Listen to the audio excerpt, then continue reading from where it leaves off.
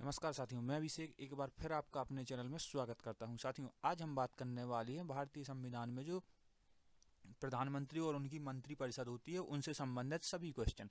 तो बने रहिए हमारे साथ वीडियो में अंत तक। इससे पहले अगर आप हमारे चैनल पर नए आए हैं तो चैनल को सब्सक्राइब करें और बेल आइकन को प्रेस करें ताकि आपको लेटेस्ट वीडियो की अपडेट सबसे पहले मिल जाए। तो चलिए साथियों, बिना देरी किए हम पहला क्वेश्चन स्टार्ट करते हैं और बात करते हैं भारतीय संविधान के किस अनुच्छेद के अंतर्गत कहा गया है कि राष्ट्रपति को सहायता एवं सलाह के लिए एक मंत्रिपरिषद होगी जिसका प्रमुख प्रधानमंत्री होगा। तो संविधान के अनुच्छेद 74(1) में कहा गया है कि राष्ट्रपति की सहायता के लिए एक मंत्रिपरिषद होगी जिसका प्रमुख प्रधानमंत्री होगा। बढ़ते हैं अगले क्वेश्चन की तरफ जिसमें कहा गया है कि संविधान के अनुच्छेद 75(1) के अनुसार प्रधानमंत्री की नियुक्ति किसके द्वारा की जाती है। तो संविधान के अनुच्छेद 75(1) के अनुसार राष्ट्रपति द्वारा प्रधानमंत्री की नियुक्ति की जाती है। अगले क्वेश्चन की तरफ बढ़ते हैं जिसमें कहा गया है कि प्रधानमंत्री बनने के लिए न्यूनतम आयु कितनी होनी चाहिए। तो प्रधानमंत्री बनने के लिए न्यूनतम आयु जो है 25 वर्ष होनी चाहिए। अगले क्वेश्चन में बढ़ते हैं, मंत्रिपरिषद की बैठक की अध्यक्षता कौन करता है। जो मंत्रिपरिषद होती है उसकी बैठक की अध्यक्षता प्रधानमंत्री करता है। अगले क्वेश्चन की तरफ बढ़ते हैं जिसमें कहा गया है राष्ट्रपति किस व्यक्ति को प्रधानमंत्री नियुक्त कर सकता है। मतलब राष्ट्रपति किस व्यक्ति को प्रधानमंत्री नियुक्त करता है। तो लोकसभा में जिस भी व्यक्ति को बहुमत प्राप्त होगा तो उसी नेता को राष्ट्रपति प्रधानमंत्री नियुक्त कर सकता है।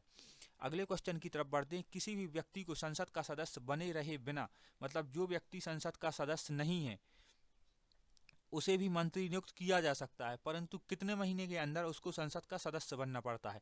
अगर आप संसद के सदस्य नहीं हैं लेकिन फिर भी आपको मंत्री नियुक्त कर दिया जाता है, लेकिन आपको 6 महीने के भीतर संसद के किसी भी सदन की शपथ लेनी पड़ती है, चाहे वो राज्यसभा हो या फिर लोकसभा हो।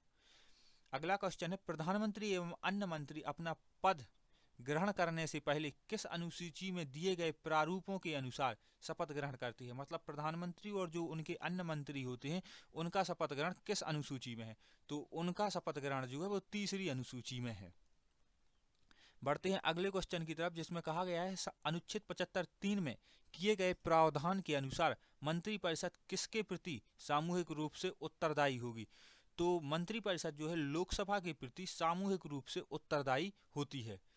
अगले क्वेश्चन में प्रधानमंत्री एवं अन्य मंत्रियों की वेतन भत्ते आदि के बारे में उपबंध किस अनुच्छेद में किया गया है तथा इसका निर्धारण कौन करता है। मतलब प्रधानमंत्री और जो मंत्रियों के वेतन भत्ते होते हैं किस अनुच्छेद में इसका उपबंध है और इसका निर्धारण कौन करता है। तो संसद इसका निर्धारण जो है संसद करती है और अनुच्छेद 75(3) के अनुसार इसमें अनुच्छेद 75(3) में इसका ब्यौरा दिया गया है। और अगला क्वेश्चन है, राष्ट्रपति सरकार का कार्य सुचारू रूप से चलाने के लिए मंत्रियों के कार्यों का आवंटन किस अनुच्छेद के अंतर्गत करता है। मतलब जो मंत्रियों के विभागों का बंटवारा किस अनुच्छेद के अंतर्गत करता है। तो अनुच्छेद 77 के अंतर्गत राष्ट्रपति मंत्रियों के विभागों का बंटवारा करता है। प्रधानमंत्री के कर्तव्य का उल्लेख किस अनुच्छेद में किया गया है। साथियों, ये बहुत इंपॉर्टेंट क्वेश्चन है। प्रधानमंत्री का कर्तव्य किस अनुच्छेद में किया गया है। तो अनुच्छेद 78 के अंतर्गत जो है प्रधानमंत्री के कर्तव्यों का उल्लेख है। अगला क्वेश्चन है, किस संवैधानिक संशोधन अधिनियम के तहत अनुच्छेद 75(1) का को जोड़कर मंत्रिपरिषद के आकार को सीमित कर दिया गया। तो ये क्वेश्चन है कि किस संविधान संशोधन के अनुसार मंत्रिपरिषद के आकार को सीमित कर दिया गया तथा लोकसभा के सदस्य संख्या केवल 15% सदस्यों को ही मंत्री नियुक्त कर सकती है। तो 91 में संवैधानिक संशोधन 2003 के तहत, मतलब साथियों 2003 में 91वां संविधान संशोधन किया गया जिसके अनुसार केवल लोकसभा के केवल 15% सदस्यों को ही मंत्रिपरिषद के रूप में नियुक्त किया जा सकता है। अनुच्छेद 75(1) का को जोड़ दिया गया। अगला बात करते हैं, राष्ट्रपति मंत्रिपरिषद की सलाह को पुनः विचार के लिए वापस लौटा सकता है। यह उपबंध किस संवैधानिक संशोधन द्वारा किया गया। ये साथियों बहुत इंपॉर्टेंट क्वेश्चन है कि राष्ट्रपति मंत्रिपरिषद की सलाह को पुनः विचार के लिए वापस लौटा सकता है। यह उपबंध किस संविधान संशोधन द्वारा किया गया। तो यह 44वां संविधान संशोधन अधिनियम के द्वारा इसको जोड़ा गया।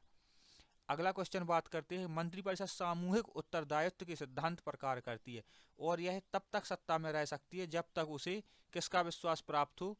तो जब तक उसे लोकसभा का विश्वास प्राप्त हो तो ये तब तक विश्वास में रह सकती है। तो ये था साथियों आज का वीडियो पसंद आया हो तो हमारे वीडियो को लाइक करें और चैनल को सब्सक्राइब करें। पूरा वीडियो सुनने के लिए आप सभी का बहुत बहुत धन्यवाद।